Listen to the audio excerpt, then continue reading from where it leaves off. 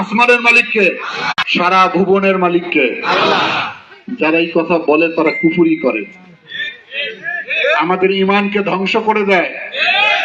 আল্লাহ তার পবিত্র কোরআন শরীফে পরিষ্কার বলে দিয়েছে কিভাবে জান্নাত নির্ধারণ হবে, কিভাবে জাহান্নাম নির্ধারণ হবে। এর বাইরে যাওয়ার কোনো সুযোগ আছে? এরা কি বলে এসব?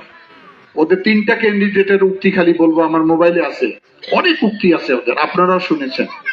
এক ক্যান্ডিডেট বলে যে বিড়িতে সুকটান দিয়েও দাঁড়িপাল্লায় ভোট দিলে বেহেশতে যাইতে পারবে, নাউজুবিল্লাহ।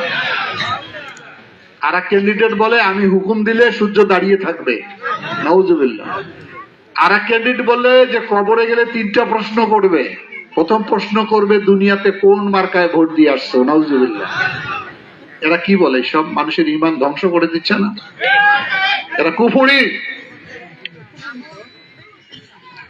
আর একটা কিছু কিছু লোক আবার কয়া বেড়ায়, কয় এই পার্টিকেও দেখছেন, বিএনপিও দেখছেন, আওয়ামী লীগও দেখছেন, জাতীয় পার্টি হামাক দেখো কি সহি হয়েছে ওনাদের।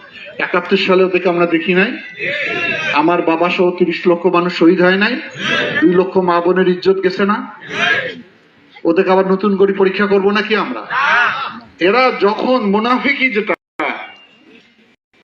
মনে আর মুখে আর, সেটার নাম হলো মুনাফিকি সবচেয়ে বেশি। এরা বলো পিয়ার পদ্ধতি ছাড়া ভোট হবে না, হইতে দিব না, কয় নাই? বড় টুপি মাথার দিয়া আছে পিয়ার। তারপর বললে স্থানীয় সরকার নির্বাচন আগে হবে, তারপর সংসদ নির্বাচন হবে। তো এখন কোন নির্বাচন হচ্ছে? ইউনিয়ন পরিষদের ভোট হচ্ছে না সংসদ?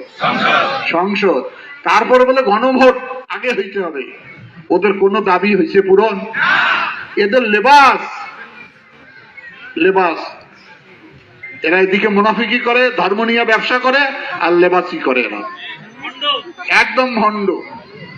কালকে কইতেছে গোকুন্ডার বলে বহু লোক জামাতত জয়েন করছে,